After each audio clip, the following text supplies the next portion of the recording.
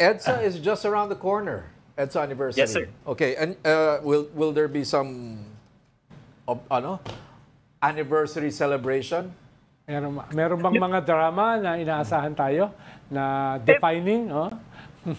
Di naman drama po masyado, pero I'm part of this group po, yung Buhayang People Power Campaign Network, na last year nagplano kami ng activities for the 4 days of EDSA po. And this year, ganun pa rin po yung gagawin. So sa Feb 22 po, 9 a.m., meron po tayong pamisa sa EDSA Shrine, open to the public po ito. Si Father Manaling Francisco po ulit yung ating priest presider, just like last year po. Sa Feb 23 naman, meron tayong konting palaro. Yung title niya ay Nilarong Pinoy, kasi yung mga games po natin ay parang medyo nagre-reflect sa mga pinagdadaanan natin ngayon. At saka na rin po sa mga pinagdaanan ng ating mga parang ayokong sabihin ni Nuno kasi baka may ma-offend dyan. Pero yung mga nandun talaga sa noong 1986. May mga palaro po tayo sa Rizal Park po ito gaganapin 9 a.m. din. And then sa mismong Feb 25, medyo nakakatuwa po yung nangyayari sa Feb 25 kasi ang binalak kasi namin nung in-announce ng Malacanang na special working holiday ito, kung ano man yun, it's the only one of its kind, yung naisip namin, okay, gagawa po tayo ng programa na pwedeng gawin kahit saan. Sa opisina man yan, sa paaralan, sa bahay. We're dedicating 20 minutes lang of the day at 10 a.m. to commemorate yung EDSA. Yung detalye po nito matatagpuan sa Buhayang People Power Campaign Network Facebook page. I-search nyo na lang po doon. Pero meron po tayong video talking about ano yung way kung paano natin gugunitain yung Feb 25. Pero ang nakakatuwa po ay kahit na ito po yung plano, yung ibang schools naman na madalas nating nakakatrabaho, parang kusa silang nag-decide na kahit na ito yung pananaw ng Malacanang na special working holiday siya, bilang pagkilala sa kahalagahan ng EDSA, nag-cancel din po sila ng klase. So, kanya-kanyang celebrations din po ito. Pero for those na magse-celebrate sa workplace o for those na walang plano pero gustong gumawa ng konting aktibidad para palalahanin yung EDSA, yun, we have that 20-minute program po sa Facebook page natin. Nabalita ko nga, Kiko, kasama yung Lasal, Xavier University, no, Saint Scoba kasama, tsaka Ateneo. Parang may nadadagdagan. Hindi ko po, wala po akong buong listahan sa mga nag-cancel eh. Yung aware po ako yung EdSource School. So ito yung Poveda, Ika, Xavier School sa San Juan, at saka yung Lasal Green Hills. I think yung buong Lasal Schools ata ay nag-cancel din, pero wala po akong buong listahan. So, hindi po ako yung taga-announce ng walang pasok ngayon. Okay, Kiko, no? Palaro, may misa. You know, I can't help but notice that habang dumadaan yung mga taon, parang mas nalalayo dun sa pinaka-tema ng EDSA yung mga nagiging celebration. And a few weeks ago nga, we saw nga, no? Pati yung, ano ba to? So nag-rally yung mga Duterte candidates. Sa Club Pilipino, no? Sa Club Pilipino. Parang saktong-sakto iba na. Parang saktong-sakto sa statement ni Senator Bam Aquino na hindi na sila oposisyon, na sila ay independent. Bigla na mga tinake over ng mga Duterte, yung isang icon ng people power, no, ng oposisyon, yung Club Pilipino. Are we celebrating, observing EDSA anniversary in a different multiverse? Well, syempre iba yung situation. No? Yung grupo na to, yung Buhayang People Power Campaign Network, nabuo ito noong 2023 actually. And this was in reaction to towards the end of 2023. Kasi yung 2023, yung unang celebration of EDSA under President Marcos Jr., medyo kumakapa-kapa pa lang yung mga ibang grupo sa yung genuine traditional opposition natin. Kumakapa. Like what's it like under Marcos? And we're trying different things, no? Last year, parang nagpa-concert kami dun sa People Power Monument noong Feb 25, counting down to 9 a.m. Yung mismong oras na umalis si Marcos Sr. at ang kanyang pamilya noong 1986. Ngayon naman po, we're doing something again in reaction to yung move na to, na gawing special non-working holiday. So sige, baka mas makabuluhan kung meron tayong way to celebrate EDSA na sabay-sabay natin gagawin at 10 a.m. kung nasa saan man tayo. Pero yun, it's really a new environment. Ako, second year ko pa lang na involved ako sa pagpaplano, and we're really trying to figure out what is the best way to approach the EDSA celebrations in this particular context. And siguro, just to comment on yung binanggit ni Sec Ronald, parang siguro sa akin yung mahalaga basta antay ka dito sa sa budget ni Marcos na, to be fair kay sa Tito Bamco, nabanggit naman yan na mali yung pagbawas ng budget sa education. Tsaka antay ka sa ginawa ni President Duterte nung panahon niya, which Tito Bam was, and kinasuhan siya ng sedition during that time. No? Ako, basta you do both of these things, wala nang pake kung independent or opposition yung gagamitin mong label, basta malinaw yung paninindigan mo doon. Although, I will admit, personally, medyo attached pa rin ako doon sa opposition. Kiko, sabi nga ni Patrick, nangyayari ngayon yung EDSA sa gitna ng maraming mga developments. No? Halimbawa, talagang ito ay open warfare na between the Marcoses at saka ng mga Duterte.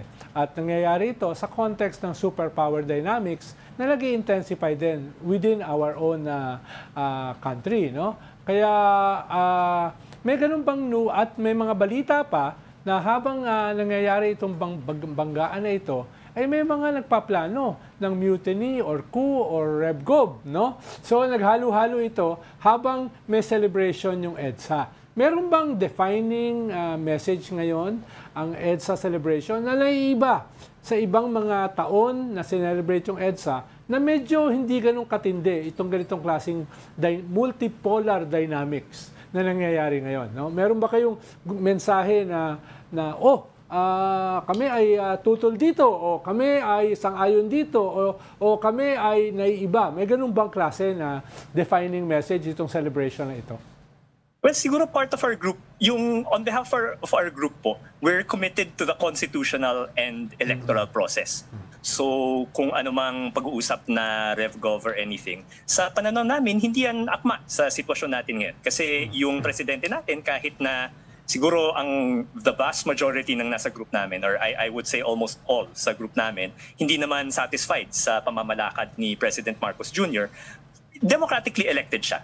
And therefore, kung magkakaroon ng kung anumang pagtangka ng extra-constitutional methods to remove him, tingin ko labag pa rin yun sa 1987 Constitution na mismong bunga ng EDSA. No? So, ang panawagan ng grupo namin, meron tayong eleksyon nitong darating Mayo, sana gamitin natin yung pagkakataon na yun na panagutin yung mga opisyalis natin na talagang gumagawa ng mga hindi katanggap na bagay. No? So mula sa mga impeachable offenses ni Vice President Sara Duterte na sinusuportahan o kinokondom ng mga kaalyado niya, hanggang sa mga maling ginagawa patungkol sa budget natin na nagpasimuna naman yung side ni President Marcos and Speaker Romualdez. So, yung mahalaga sa amin, let's use the electoral mechanism to hold these officials accountable. Kasi yung may isang tema na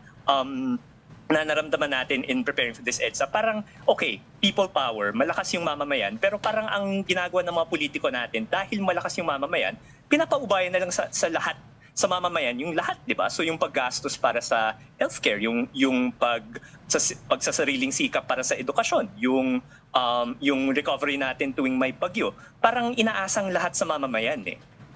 So ang challenge natin ngayon, mag-step up naman yung mga politiko natin, mag-step up yung mga nasa poder ngayon, mag-step up yung mga kandidato na gawin nila yung dapat nilang gawin dahil based on yung powers na binigay sa kanila ng 87 Constitution natin. Kiko, very compelling yung sinabi mo. Pero parang yung message na yan ay mas parang 2028.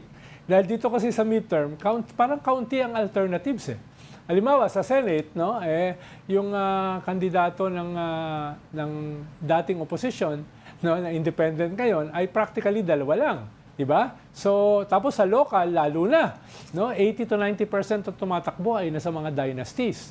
So, ibig sabihin, mahalaga yung sinasabi mong mensahe that there has to be a political alternative sa mga problema ng gobyerno, sa problema ng previous government.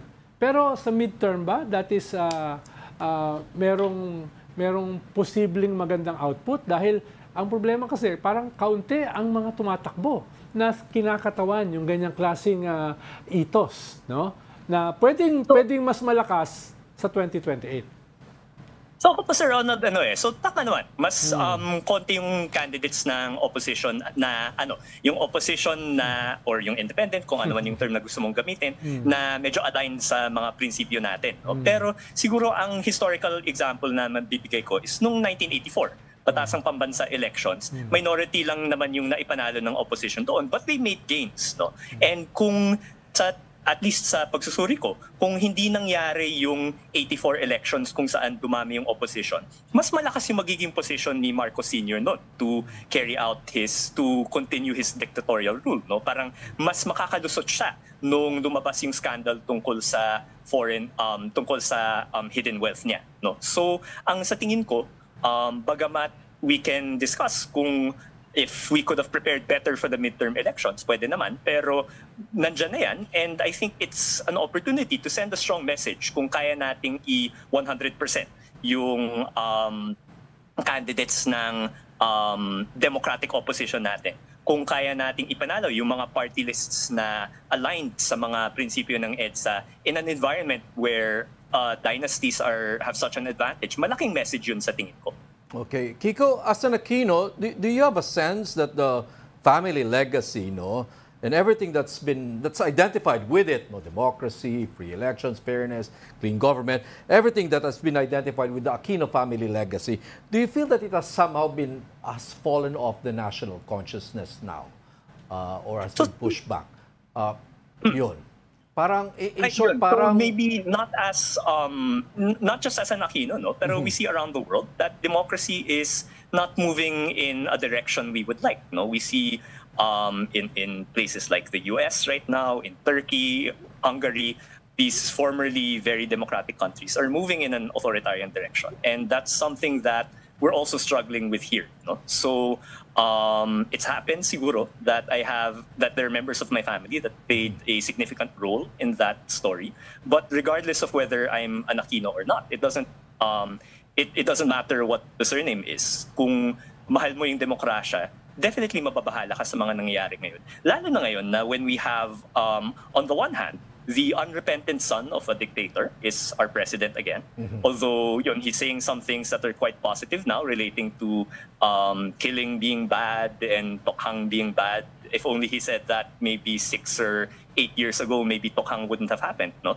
But we have him in office right now, and that's not a good sign for our historical memory with respect to democracy. And on the other hand, you have another very strong force in the Dutertes that are saying, let's kill the duly elected president or the duly elected Speaker of the House, or the if 15 not, senators. let's kill, I hired someone to kill them if something happens to me. No? So these are both very negative developments for democracy, and I think regardless of what your surname is, it's something you should be very concerned with.